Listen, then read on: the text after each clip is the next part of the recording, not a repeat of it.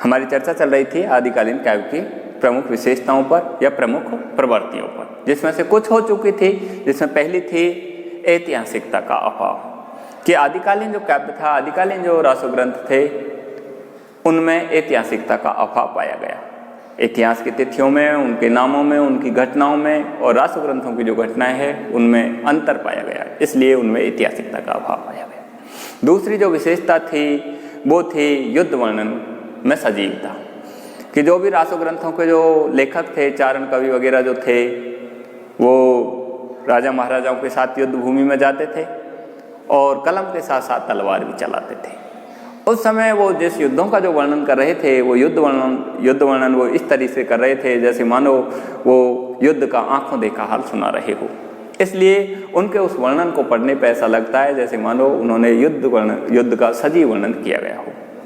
अगली जो विशेषता थी वो थी प्रामाणिकता का अभाव। मैंने आपको बताया कि आदिकालीन जो रासो साहित्य है, उनकी प्रामाणिकता को लेकर हमारे इतिहासकारों में 3 तरह के विचार हो गए थे। एक तो वो थे जो इनको पूर्ण रूप से प्रामाणिक मानते थे, एक वो थे जो इनको बिल्कुल अप्रमाणिक मानते थे, एक वो थे जो इनको कुछ प्रमाणिक कुछ अप्रमाणिक अर्थात अर्ध प्रमाणिक मानते थे। तो इस तरह इनकी जो प्रामाणिकता को लेकर के हमारे इतिहासकारों में 3 तरह के मत हो गए थे। अगली जो विशेषता थी वो थी वीर व श्रृंगार रस की प्रधानता। अब देखिए, रासो ग्रंथ थे, रासो ग्रंथों में युद्ध और लड़ाई का वर्णन था। तो युद्ध और लड़ाई का वर्णन था तो वीर रस है उसका आना स्वाभाविक ही था। लेकिन सभी रासो ग्रंथों में युद्ध और लड़ाई का वर्णन नहीं था। बहुत सारे रासो ग्रंथ हैं उनमें प्रेम और श्रृंगार का भी वर्णन है, जिसकी वजह से इन ग्रंथों में श्रृंगार रस का भी आविर्भाव हुआ है, श्रृंगार रस का भी वर्णन किया है। तो यहाँ तक हमारी चर्चा हो चुकी थी। अगली जो विशेषता है आदिकालीन काव्य की वो है आश्रयदाताओं की प्रशंसा। आश्रयदाताओं की प्रशंसा। अब देखिए, इसको आश्रयदाताओं की प्रशंसा बोल दो या दरबारी कवियों की प्रधानता बोल दो, एक ही बात है, आश्रयदाताओं की प्रशंसा। आदिकालीन जो रासो साहित्य है उसके जो लेखक हैं चारण, वो अपने राजा महाराजा की, अपने शासक की वीरता, उसके शौर्य, उसके साहस की प्रशंसा अपनी काव्य रचनाओं में करते थे। तो उनकी प्रशंसा में एक काव्य रचना करते थे और सामने वाला जो शासक होता था, प्रतिपक्षी जो शासक था, उसको हीन व कमजोर बतलाते थे। ये शासक, ये चारण कवि अपने राजा की प्रशंसा इतनी बढ़ा चढ़ाकर करते थे कि कहीं कहीं तो खुमान रासो, परमाल रासो, पृथ्वीराज रासो, इन रासो ग्रंथों में तो इन्होंने अपने जो राजा है, अपना जो शासक है, उसकी जो तुलना है वो राम से, श्री कृष्ण से, युधिष्ठिर से, अर्जुन से, भीम से, वह हरिश्चंद्र से तक कर डाली। इस तरह ये अपने वाला जो शासक है उसकी प्रशंसा में, उसके शौर्य की प्रशंसा में वो इस तरह काव्य रचना करते थे और सामने वाले शासक को कमजोर व हीन दिखाते थे। अगली जो विशेषता थी वो थी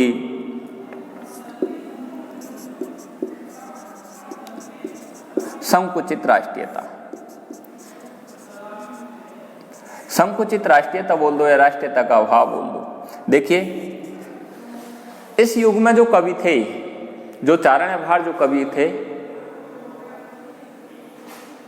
वो अपने जो राजा महाराजा थे, उन राजा महाराजाओं के साथ ही उनमें भी इस तरह के विचार थे कि वो अपने जो छोटा जो साम्राज्य होता था, 10-20 गांवों का जो अपना जो साम्राज्य होता था, उसी को एक राष्ट्र समझ लेते थे। ये शासक हैं, आदिकालीन जो शासक थे, रासो ग्रंथों में जो राजा महाराजा थे, वो किसी भी महत्वाकांक्षा को लेकर के सामने वाले शासक पर, पड़ोसी शासक पर आक्रमण कर देते थे। इनकी जो महत्वाकांक्षाओं का जो कारण था वो मैंने आपको बताया कि या तो उसके साम्राज्य को हथियाने के चक्कर में, या उसके सुंदर राजकुमारी को हथियाने के चक्कर में, या उसकी महारानी को हथियाने के चक्कर में उस पर कभी भी आक्रमण कर देते थे। इसलिए ये अपने 10-20 गाँव का जो राज्य होता था उसी को ये अपना राष्ट्र समझते थे। सामने वाला जो शासक है उस पर कभी भी आक्रमण कर देते थे। इसी वजह से इस युग में राष्ट्रीयता का अभाव था। संपूर्ण भारत को एक राष्ट्र के रूप में समझने का इस युग में अभाव रहा, क्योंकि इस युग के जैसे शासकों की मनोवृत्ति थी उसी तरह की उस समय की जनता की और सेना की प्रवृत्ति थी। वो भी अपने छोटे से उस साम्राज्य को एक राष्ट्र समझते थे और शासक के साथ साथ पड़ोसी शासक से या प्रतिपक्षी शासक से कभी भी वो इस तरह झगड़ा करने के लिए या युद्ध करने के लिए इस तरह तैयार रहते थे। इसलिए इस युग में राष्ट्रीयता की भावनाओं का अभाव था। संपूर्ण विश्व, संपूर्ण भारत को एक राष्ट्र के रूप में देखने का अभाव रहा। अगली जो विशेषता थी वो थी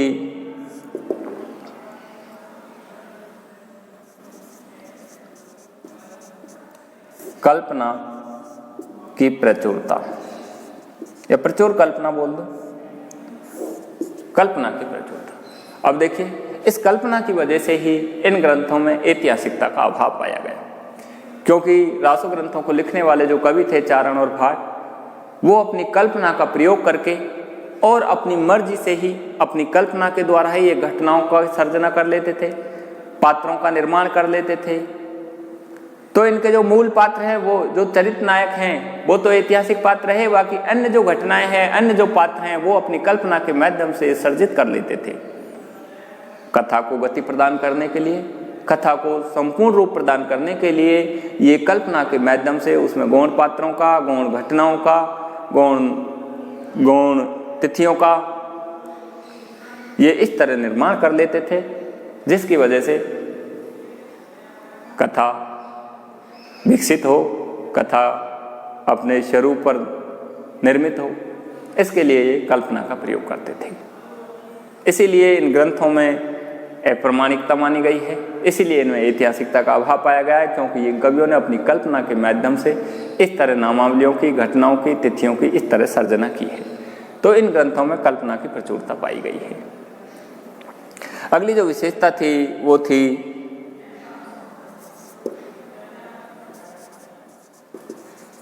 प्रबंध काव्य रचना।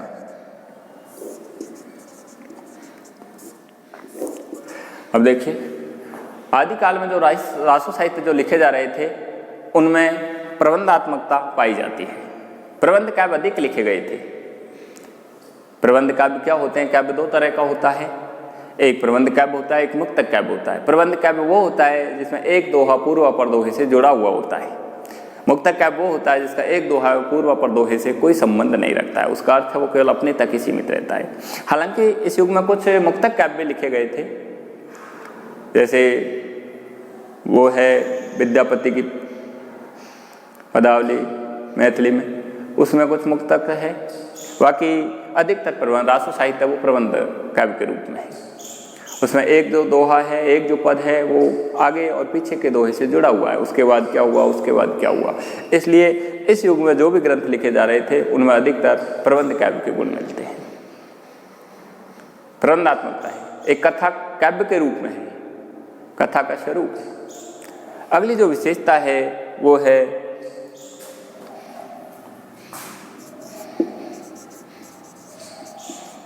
प्रकृति चित्रण। अब देखिए, आदिकालीन जो रासो साहित्य थे, आदिकालीन जो काव्य थे, उनमें प्रकृति चित्रण पाया जाता है।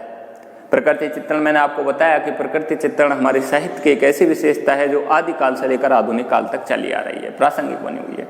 और इतना ही नहीं, हिंदी साहित्य के आदिकाल नहीं, आपने देखा होगा संस्कृत साहित्य में भी प्रकृति चित्रण को लेकर के और कवियों ने काव्य रचना की है। कालिदास का मेघदूत है, वो प्रकृति चित्रण को लेकर है। तो उसी का प्रभाव हमारे हिंदी साहित्य में भी पड़ा और हिंदी साहित्य के जो प्रमुख जो कवि थे, आदिकाल के जो प्रमुख कवि थे, उन्होंने भी अपनी कविताओं में प्रकृति चित्रण किया है। हालांकि इन्होंने जो प्रकृति चित्रण किया है वो अपने शासक की वीरता, उसके शौर्य, उसके जोश है, उसको बढ़ाने के लिए उद्दीपन रूप में अधिक किया है। आपने देखा होगा समुद्र का जो वर्णन है, समुद्र ऊंची ऊंची हिलोड़ों के माध्यम से मानो सेना में और शासक में मानो जोश भर रहा हो, बादल है वो गर्जना के माध्यम से भर रहा हो, प्रकृति है वो हवा के माध्यम से, झोंकों के माध्यम से मानो उसमें जोश भर रही हो।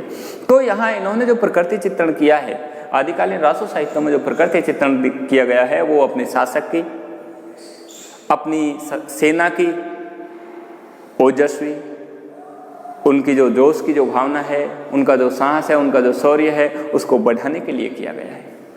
यहाँ ये प्रकृति को उद्दीपन रूप में लेते हैं। वो सेना की जो भावनाएं हैं उनको उद्दीप्त करने के लिए वो इस तरह प्रकृति चित्रण कर रहे हैं। अगली जो विशेषता है वो है विविध छंदों का प्रयोग।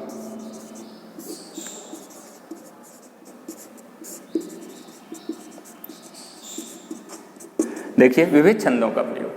आदिकालीन रासो साहित्य में जो चारण कवि है उन्होंने अपनी रचनाओं में, अपनी कविताओं में उन्होंने छंदों का प्रयोग किया है, विविध छंदों का प्रयोग किया है। आपने पढ़ा होगा कि रासक छंद जो 29 मात्राओं का होता था, जिसके आधार पर इन ग्रंथों का नाम ही रासो ग्रंथ पड़ा। तो रासक छंद का प्रयोग इन्होंने किया।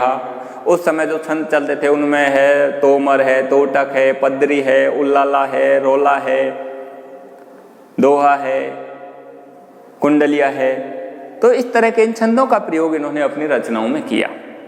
पृथ्वीराज रासो है, पृथ्वीराज रासो को तो के विषय में तो कहा गया है, पृथ्वीराज रासो के विषय में तो कहा गया है कि इसको छंदों का अजायब घर तक कहते हैं। छंदों की विविधता के कारण इसको छंदों का अजायब घर कहा गया है। और पृथ्वीराज को जो लेखक है चंद्रवरदाई, उसको छंदों के सम्राट के रूप में जाना जाता है।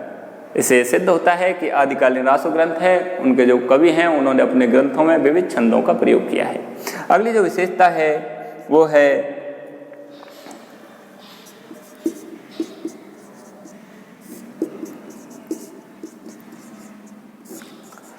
डिंगल पिंगल भाषा का प्रयोग। अब देखिए, मैंने आपको भाषा का उद्भव और विकास पढ़ाया। उसमें मैंने 1000 ईस्वी के बाद जब भाषा का आधुनिक काल प्रारंभ हुआ, तो भाषा के आधुनिक काल में मैंने आपको भाषा के क्षेत्रीय भेद हुए, अपभ्रंश के क्षेत्रीय भेदों से फिर उपभाषाएं से जैसे बोलियां निकल करके आई, तो उन बोलियों में कहीं भी आपने डिंगल पिंगल भाषा नहीं पढ़ी होगी। ये डिंगल पिंगल क्या है, जो 1000 ईस्वी के बाद आदिकाल के साहित्य में जिसका प्रयोग किया गया था। तो ये डिंगल पिंगल ये स्वतंत्र बोली और स्वतंत्र भाषाओं के रूप में नहीं रही, ये एक संयुक्त बोली और संयुक्त भाषाओं के रूप में रही। इसीलिए इनका वहाँ हम स्वतंत्र रूप से जो जिन भाषाओं का, जिन बोलियों का हमने अध्ययन किया, उनमें इनका नाम नहीं था। अब ये संयुक्त बोली के रूप में रही, संयुक्त भाषाओं के रूप में रही। वो किस तरह से रही, क्योंकि 1000 ईस्वी के आसपास हमारे रासो साहित्य लिखे गए 1000 ईस्वी के बाद, और 1000 ईस्वी के आसपास हमारे यहाँ भाषा का रूप कौन सा चल रहा था, वो चल रहा था अपभ्रंश। अपभ्रंश था। फिर आगे जाकर के उसके क्षेत्रीय भेद हो गए। तो अपभ्रंश प्लस क्षेत्रीय भाषाओं के मिश्रण से जो भाषाएं बनी वो डिंगल पिंगल थी। अपभ्रंश प्लस राजस्थानी भाषा के मेल से तो बनी डिंगल, और अपभ्रंश प्लस ब्रज भाषा के मेल से बनी पिंगल। तो हमारे रासो जो ग्रंथ लिखे गए थे उनमें अधिकतर डिंगल भाषा का प्रयोग किया गया, क्योंकि रासो ग्रंथ थे वो अधिकतर पश्चिमी राजस्थान के जो शासक हैं उनकी वीरता है उसको लेकर है। पश्चिमी राजस्थान में उस समय राजस्थानी चल रही थी, तो राजस्थानी प्लस अपभ्रंश के मेल से डिंगल भाषा का प्रयोग, डिंगल बनी। तो डिंगल पिंगल भाषा का प्रयोग इस युग के जो ग्रंथ लिखे गए थे उनमें किया जा रहा था। अगली जो विशेषता है लास्ट, वो है अलंकारों का स्वाभाविक समावेश। अलंकारों का स्वाभाविक समावेश।